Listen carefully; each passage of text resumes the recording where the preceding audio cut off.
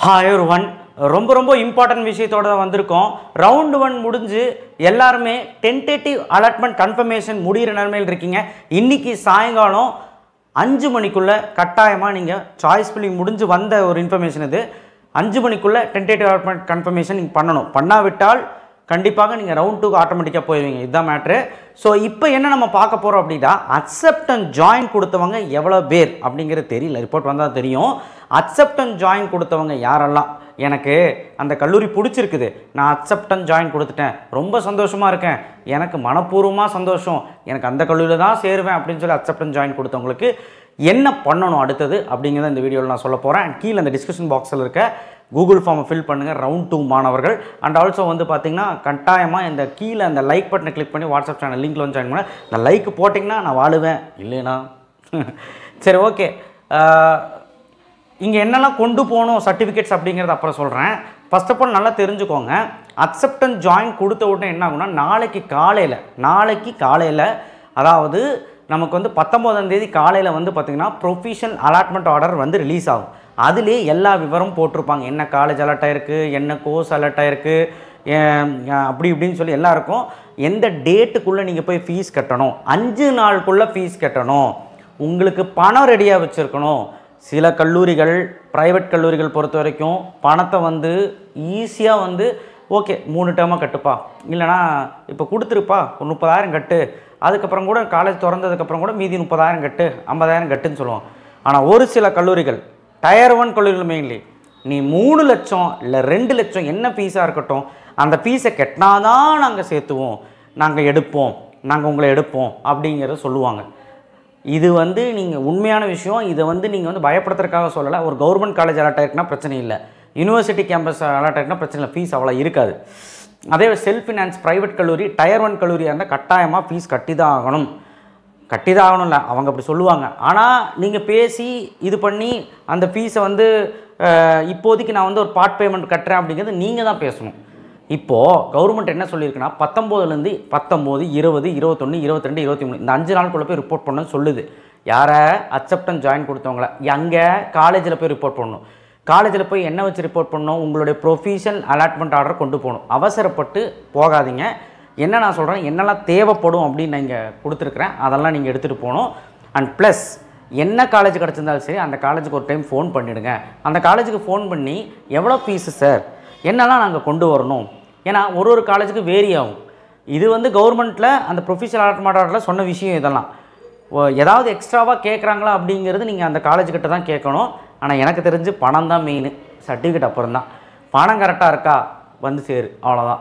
So அதனால் பல டிஸ்ட்ரிக்ட்லேருந்து வந்து பார்த்திங்கன்னா அந்தந்த டிஸ்ட்ரிக்ட் போக வேண்டியது இருக்கும். கிட்டத்தட்ட ஒரு 500-400 கிலோமீட்டர் தாண்டியெல்லாம் வர வேண்டியது இருக்கும். கோயம்புத்தூர், சென்னையிலேருந்து கோயம்புத்தூர், அப்புறம் சவுத் ஜோன் மதுரை, அதுக்கப்புறம் தூத்துக்குடி, திருநெல்வேலி, அது இதுன்னு சொல்லிட்டு எல்லாம் ஊராக போவீங்க இப்போ கிடச்ச காலேஜுக்கு.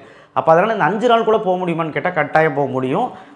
பஸ்ஸு பிடிச்சி போகணும், ட்ரெயின் பிடிச்சி போகணும், முன்னாடியே டிக்கெட் புக் பண்ணணும், இந்த மாதிரி நிறைய பிரச்சனை இருக்கும். நான் என்ன சொல்கிறேன்னா அதெல்லாம் ஒன்றும் பிரச்சனை இல்லை, நீ யோசிக்கவே வேண்டாம். முன்னாடியே பிளான் பண்ணி அதுக்கெல்லாம் எடுத்து வச்சுக்கோங்க, காசு ரெடி பண்ணி வச்சுக்கோங்க. இவ்வளோ ஃபீஸ் சொல்லுவாங்களா அப்படின்னு சொல்லி நீங்கள் ஃபோன் பண்ணி கேட்டிங்கன்னா ரெஸ்பாண்ட் பண்ணுவாங்க. ஏன் காலேஜே நாளைக்கு அலாட்மெண்ட் ஆர்டர் வந்து காலேஜுக்கு ரிப்போர்ட் பண்ணி நீங்கள் அக்செப்ட் அண்ட் ஜாயின் கொடுத்தோடனே ப்ரொஃபஷனல் அலாட்மெண்ட் ஆர்டர் நாளைக்கு வந்துடும். வந்தோடனே காலேஜ்காரங்க உடனே உங்களுக்கு அடிக்க ஆரம்பிச்சிருவாங்க. சில கல்லூரி கூப்பிட மாட்டாங்க, சில கல்லூரி உங்களுக்கே அவங்க கூப்பிடுவாங்க. எப்போ வரீங்க, ஃபீஸ் எவ்வளோ இருக்குது, என்னெல்லாம் கொண்டு வரணும் அப்படின்னு கூப்பிட்டுருவாங்க. ஸோ சில கல்லூரிகள் கூப்பிட மாட்டாங்க, அதனால் நீங்களே வந்து கூப்பிட ட்ரை பண்ணுங்கள். ஓகேவா? சரி ஓகே, எல்லாம் நம்ம சொல்லியாச்சு. எவ்வளோ சார் பணம் தேவைப்படும் அப்படின்னு கேட்டோன்னா கிட்டத்தட்ட ஒரு 2.5 லட்சம் அப்படி கிட்ட எடுத்து வச்சுக்கோங்க. சார் 2 லட்சமா? நான் சேர்ந்த காலேஜில் சொன்னாங்க 1 லட்சம் தான் சொன்னாங்க. அது வந்து நான் அப்ராக்சிமேட்டாக எல்லாத்துக்கும் சேர்த்து சொன்னேன், சரிங்களா?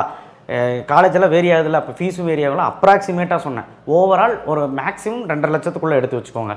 ஃபஸ்ட் இயரில் லோன் போட்டு தான் சார் படிக்கணும், எப்படி சார் அப்படிங்கிறத நினச்சிங்கன்னா ஃபஸ்ட்டு நீங்கள் வந்து பணத்தை கட்டி சேர்ந்துருங்க. இப்போது சேர்ந்துட்டு அந்த பணத்தை கட்டி சேர்ந்துட்டு அவங்ககிட்ட ஒரு போனஃபைடு ஃபீஸ் ஸ்ட்ரக்சரும் கொடுப்பாங்க காலேஜ் ஓப்பன் ஆனதுக்கப்புறம். அப்போ அந்த ஃபீஸ் ஸ்ட்ரக்சரை வாங்கிட்டு நீங்கள் உங்களுடைய அருகாமையில் இருக்க பேங்க்கில், நேஷ்னலைஸ் பேங்க் இருக்குள்ளே அவங்களுடைய பேங்க்கில், அதுவும் நீங்கள் அக்கௌண்ட் வச்சுருக்கணும், நீங்கள் ஆக்டிவேஷன் அக்கௌண்ட் இருக்கணுங்க. அங்கே போய் நீங்கள் வந்து கேட்டிங்கன்னா உங்கள் லோன் ப்ராசஸ் என்னன்னு சொல்லிடுவாங்க, சரிங்களா? சிபில் ஸ்கோர் செக் பண்ணி லோன் ப்ராசஸ் சொல்லிடுவாங்க.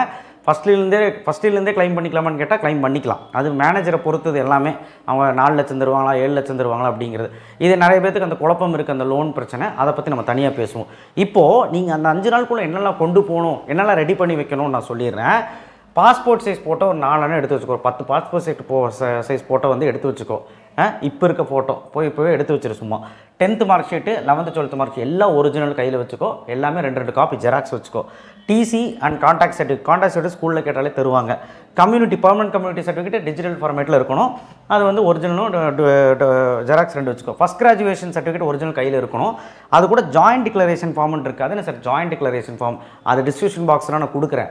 அந்த ஜாயின்ட் டிக்ளரேஷன் ஃபார்மை ஃபில் பண்ணிவிட்டு சைன் போட்டு கொண்டு போய் கொடுத்துரு.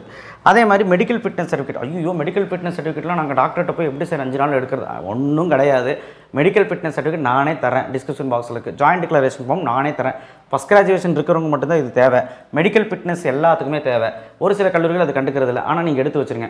மெடிக்கல் ஃபிட்னஸ் சர்டிஃபிகேட்டு கவர்மெண்ட் ஹாஸ்பிட்டலில் போயிட்டு கவர்மெண்ட் டாக்டர்கிட்ட போயிட்டு எல்லாம் கொஞ்சம் டிக் தான் பண்ணுவாங்க, செக்கெல்லாம் பண்ண மாட்டாங்க. சும்மா டிக் பண்ணிவிட்டு ஒரு சீல் அடிச்சுட்டு ஹைட்டு வெயிட்டு எல்லாமே போட்டுட்டு உங்கள் பேர்லேருந்து எல்லாமே போட்டுட்டு அவங்க ஒரு சீல் அடிச்சுட்டு அவங்க சைன் போட்டு கொடுத்துருவாங்க. அதை மட்டும் நீங்கள் காலேஜில் சரண்டர் பண்ணுற மாதிரி இருக்கும். அதான் மெடிக்கல் ஃபிட்னஸ். அந்த ஃபார்ம் வந்து நான் டிஸ்கிரிப்ஷன் பாக்ஸில் வைக்கிறேன். அந்த ஃபார்ம் உங்களுக்கு passport size photo 4 photo ready பண்ணி வச்சுக்கோங்க. இன்கம் சர்டிஃபிகேட்டு SC SC STக்கு இன்கம் சர்டிஃபிகேட் ஒரிஜினல் வச்சுக்கோங்க, ஜெராக்ஸ் காப்பி வச்சுக்கோங்க. நேட்டிவிட்டி சர்டிஃபிகேட் யாருக்கு தேவைன்னா அதர் ஸ்டேட்லேருந்து வந்து தேவை, அவங்க மட்டும் ரெடி பண்ணி வச்சுக்கோங்க. ஸ்ரீலங்கன் ரெஃப்யூஜி சர்டிஃபிகேட் வந்து அது புரிஞ்சுக்கும். ஸ்ரீலங்கன் ரெஃப்யூஜியாக இருந்தால் அவங்களுக்கான சர்டிஃபிகேட் தேவை. 7.5 இருந்தால் 7.5 போனாஃபைட் சர்டிஃபிகேட் கடைசியாக படித்த அந்த 12வது முடிச்சிருப்பீங்களா அந்த பிரின்சிபல் கிட்டேருந்து போனாஃபைட் சர்டிஃபிகேட் வாங்கிட்டு வந்துடுங்க. இதுதான் மேட்ரு. இவ்வளோ தான் கேட்குறாங்க. இது வந்து காலேஜுக்கு போய் ஒப்படைக்கணும். இதை தவிர்த்து வேறு எதாவது கொண்டு வரணுமா அப்படின்னு சொல்லிட்டு கேட்டுக்கோங்க. இந்த 5 நாளுக்குள்ளே ரிப்போர்ட் பண்ணலன்னா எங்களுக்கு சீட்டு போயிடுமான்னு கேட்டிங்கன்னா கட்டாயமாக போயிடும். சீட்டு வேக்கண்ட் ஆகிடும். அடுத்த வர பையனுக்கு போயிடும். அந்த சீட்டு வந்து அப்போர்டு கொடுத்த கேண்டிடேட்டுக்கு யாருக்காவது போயிடும். இதுதான் மேட்ரு. ஸோ அதனால் தயவுசெய்து கொஞ்சம் பொறுப்பாக நீங்கள் போய் சேர்ற பணத்தை ரெடி பண்ணி வச்சுருங்க. நான் வந்து கடன் ஒன்று வாங்கியாவது ரெடி பண்ணிவிட்டு அதுக்கப்புறம் நம்ம லோன் போட்டு இது பண்ணிக்கலாம். பணம் கட்ட முடியாதவங்க. ஸோ அதனால் தயவுசெய்து அந்த பணத்தை ரெடி பண்ணி வச்சுக்கோங்க. அண்ட் ஆல்சோ இந்த ஆவணங்கள்லாம் இருக்கணும். ஏதாவது நீங்கள் ஃபோன் பண்ணி கேட்டு தான் போகணும். நீங்கள் பாட்டு திருப்புன்னு போகக்கூடாது. காலேஜ் பல விஷயங்கள் இப்போ சொல்லும். ஸோ காலேஜுக்கு தகுந்த மாறும். இது வேணும் அது வேணும்னு சொல்லிட்டு அதனால் ஃபோன் பண்ணி கேட்டுட்டு போங்க. ஸோ அதனால் இந்த லோன் ப்ராசஸில் பயப்படாதீங்க. அதுக்கு லோன் கிடைக்கும். உங்களுடைய ஃபீஸ் ஸ்ட்ரக்சரும் உங்களுடைய போனாஃபைட் சர்டிஃபிகேட்டும் காலேஜ்லேருந்து வாங்கிட்டு நீங்கள் பேங்க்கில் போய் விசாரிச்சிங்கனாலே உங்களுக்கு எல்லாமே சொல்லுவாங்க. மேனேஜரை பொறுத்தது தான் எல்லாம். மேனேஜர் கன்வின்ஸ் பண்ணி நீங்கள் வாங்கிடுங்க. 4 லட்சம் வரைக்கும் வாங்கினா ஈஸியாக கிடைக்கிறதுக்கான வாய்ப்புகள் அதிகம்.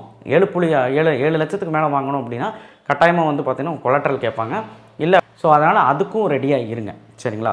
ஸோ அதனால் ப்ரொஃபிஷியல் அலாட்மெண்ட் ஆர்டரும் ஒரு 3 காப்பி ஜெராக்ஸ் எடுத்து வச்சுக்கோ. அந்த ஆர்டர் ஒரு பிரிண்ட் அவுட் எடுத்து வச்சுக்கோ. அந்த ஆர்டர் நாளைக்கு காலையில் வரும். ஸோ இது அக்செப்டன்ஸ் ஜாயின் கொடுத்தா இதுதான் பண்ணணும். 5 நாளுக்குள்ளே ரிப்போர்ட் பண்ண முடியலனாலும் காலேஜுக்கு ஃபோன் பண்ணி வெயிட் பண்ண சொல்லி சில காலேஜில் ஒத்துக்கும். சரியா? நீ சார் எங்களுக்கு வர முடியல சிச்சுவேஷன்னாலும் ஃபோன் பண்ணி சொன்னீங்கன்னா ஹோல்ட் பண்ணிவிடுவாங்க. இல்லைன்னா அவங்க டோட்டுக்கு வந்து அவங்க வந்து என்ன பண்ணணும் அப்படின்னா ரிப்போர்ட் பண்ணணும். அப்போ தான் அப்போர்டு வரவங்களுக்கு வந்து பார்த்திங்கன்னா சீட்டு ஒதுக்கப்படும். அண்ட் ஆல்சோ வேக்கன்சி லிஸ்ட்டு ஒன்று 26ஆம் தேதி வரும். அப்போ தான் வேக்கன்சிஸ் வெளியிடப்படும். இதெல்லாம் இந்த ரிப்போர்ட்டெல்லாம் கிடச்சா தான் அவனை ஈஸியாக வெளியிடப்படும். இது ஒவ்வொரு கல்லூரிலையும் அவங்க வந்து வேக்கன்சி சீட்டெல்லாம் யாரெல்லாம் வரலையோ அதை வந்து டோட்டுக்கு வந்து ரிப்போர்ட் பண்ணணும். ஸோ அதனால தான் கண்டிப்பாக நீங்கள் ரிப்போர்ட் பண்ணணும்னு சொல்கிறேன். ரிப்போர்ட் பண்ணாவிட்டால் அந்த சீட்டு போயிடும். அவ்வளோதான். நீங்கள் கவுன்சிலிங் விட்டே வெளியிடப்படுவீங்க. இதுதான் உண்மை. தேங்க்யூ. ஷேர் பண்ணுங்கள், சப்ஸ்கிரைப் பண்ணுங்கள், மறக்காமல் பெல் ஐக்கானை ப்ரெஸ் பண்ணுங்கள்.